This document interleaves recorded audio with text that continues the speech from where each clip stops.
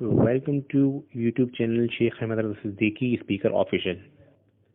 اچھا جناب، آج ہے شوال معظم کی 2 تاریخ، اور شوال معظم کی 2 تاریخ کی دن ہے حضرت امام اعظم ابو حنیفہ رضی اللہ تعالیٰ عنہ کا۔ امام اعظم ابو حنیفہ رضی اللہ تعالیٰ عنہ ہمارے 4 ائمہ اربعہ میں سے سب سے پہلے امام ہے۔ امام اعظم ابو حنیفہ، آپ کی کنیت ابو حنیفہ اور آپ کا اسم اقدس جو ہے حضرت نعمان بن ثابت ہے۔ حضرت نعمان بن ثابت یعنی کہ امام اعظم ابو حنیفہ یوں تو کسی تعارف کے محتاج نہیں، اللہ تعالیٰ نے آپ کو بڑی شان اور بڑی عظمت اور بہت بلندی عطا فرمائی ہے، لیکن آپ رضی اللہ تعالیٰ عنہ آپ علیہ الرحمہ کی پیدائش سے پہلے ہی پیارا آقا علیہ السلام نے تعداد میں آپ کی شان بیان فرمائی، اور اس کے راوی حضرت ابو ہریرہ رضی اللہ تعالیٰ عنہ ہیں، فرماتے ہیں کہ رسول اکرم صلی اللہ علیہ وسلم نے فرمایا کہ میری امت میں ایک شخص ہوگا جس کی کنیت ابو حنیفہ ہوگی اور اس کا نام نعمان بن ثابت ہوگا، اور وہ میری امت کا چراغ ہوگا۔ حضور امام اعظم کو اللہ تعالیٰ نے بہت زیادہ شان اور بلندی عطا فرمائی تھی، اور کتابیں آپ کے واقعات سے، آپ کے فتووں سے، آپ کے فتووں سے، آپ کے تقوی سے، آپ کی فراست سے، آپ کی کشف سے اور آپ کے واقعات سے، علم و ذہانت، فقاہت جو اللہ تعالیٰ نے آپ کو عطا فرمائی تھی، اس سے کتابیں بھری پڑی ہیں۔ اب دین میں ہر چیز کی آسانی ہے، لیکن 2 موضوعات ایسے ہیں جن میں بہت زیادہ پیچیدگیاں اور گہرائی ہوتی ہے۔ ایک ہے طلاق کا موضوع اور ایک ہے وراثت کا موضوع۔ ان دونوں موضوعات میں بہت زیادہ پیچیدگیاں ہوتی ہیں، اور امام اعظم کے پاس یہ دونوں واقعات اس طلاق کے اور وراثت کے جتنے مسائل آتے تھے وہ آپ ایک لمحے میں حل کر دیا کرتے تھے، کیونکہ کتابوں میں بہت زیادہ واقعات ہیں، کثیر واقعات ہیں، اور سب کو یہاں پہ ذکر بھی نہیں کر سکتے۔ صرف حضور امام اعظم کی بارگاہ میں ہدیہ پیش کرنے کے لیے صرف 2 واقعات آپ سے ذکر کروں گا، آپ کے ساتھ شیئر کروں گا۔ ایک طلاق کے بارے میں ہے اور ایک وراثت کے بارے میں ہے۔ امت کے 2 امام ابو حنیفہ اور امام احمد رضا خان، اس کتاب میں بھی یہ واقعہ ہے، اور امام اعظم ابو حنیفہ کے حیرت انگیز واقعات، اس میں بھی یہ واقعات ہیں۔ تو پہلا ایک چھوٹا سا واقعہ یہ کہ ایک میاں بیوی تھے، میاں بیوی میں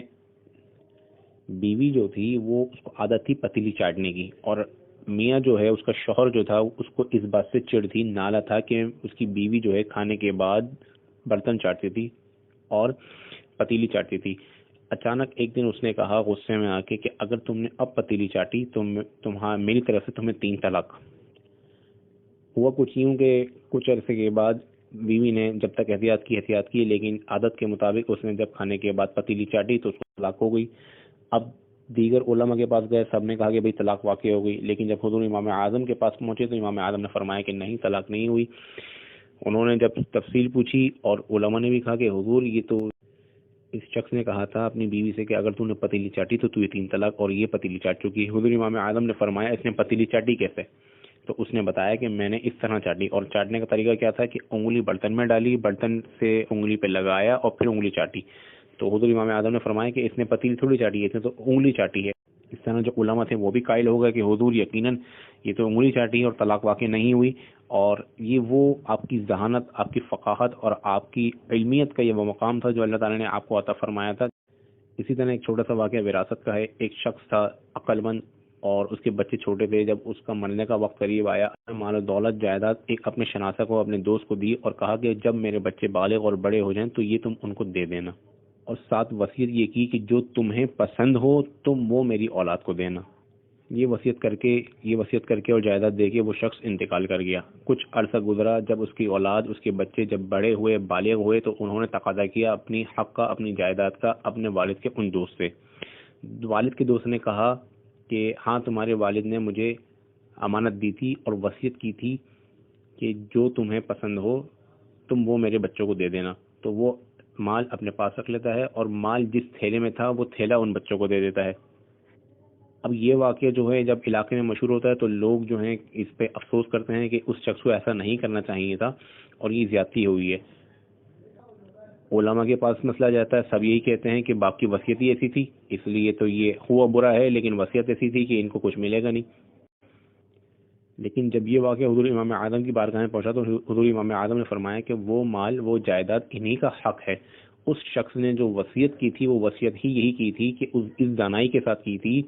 کہ میں جو تمہیں پسند ہو وہ میری اولاد کو دینا، وہ میرے بچوں کو دینا، یعنی کہ جو تم اپنے لیے پسند کرو۔ تو اس شخص نے اپنے لیے جو پسند کیا وہ مال اور جائیداد تھا، لہذا اس شخص کو بلایا گیا اور اس شخص کو پھر امام اعظم کی بارگاہ میں پیش کیا گیا، اور امام اعظم نے فرمایا کہ یہ حق انہی بچوں کا ہے، اور جو تمہیں پسند ہے وہی ان کو دینے کو کہا تھا۔ جو تو تم نے اپنے لیے رکھا ہے پسند کر کے، مال اور جائیداد ان کا حق ہے، وہ ان کو دو،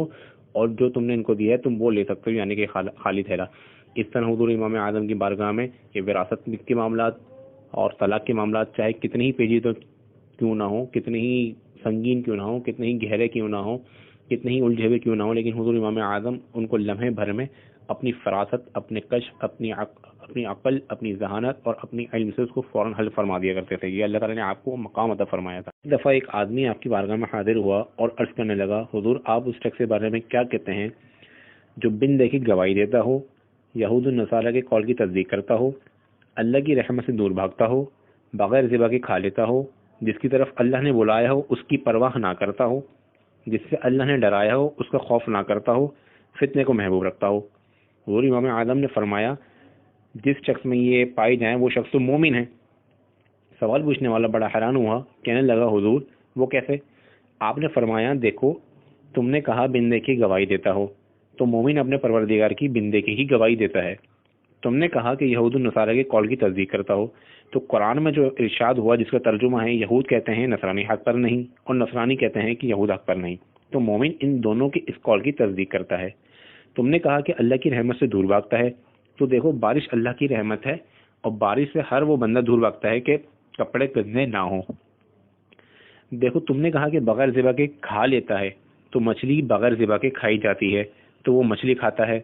تم نے کہا جس کی طرف اللہ نے بلایا ہے اس کی طرف رغبت نہیں کرتا، اس کی چاہت نہیں کرتا، اس سے دور بھاگتا ہے، بس وہ جنت ہے کہ اللہ نے جس کی طرف بلایا مگر اس کو جنت کی طلب نہیں، مشاہدہ حق میں اتنا مطلوب ہے اور اتنا مست ہے، اللہ کی رضا اتنی مطلوب ہے اس کو، اللہ کی چاہت اتنی ہے، اللہ سے عشق اتنا ہے، محبوب حقیقی کی طرف سے نظر ہٹا کر وہ جنت کی طرف نظر ڈالنا کبھی پسند نہیں کرتا۔ تم نے کہا کہ جس سے اللہ نے ڈرایا ہے اس سے وہ ڈرتا نہیں، تو وہ دوزخ ہے، اس کو اپنے رب سے ناراضگی کا ڈر ہے، محبوب کی ناراضگی کی اتنی فکر رہتی ہے کہ جہنم میں جلنے کی پرواہ نہیں کرتا۔ تم نے کہا اسے فتنہ محبوب ہے، اور اولاد تو قرآن میں فتنہ کہا گیا ہے، اور اولاد سے ہر شخص کو فطرتی محبت ہوتی ہے، بس وہ مومن ہے۔ سوال پوچھنے والا مطمئن ہو گیا اور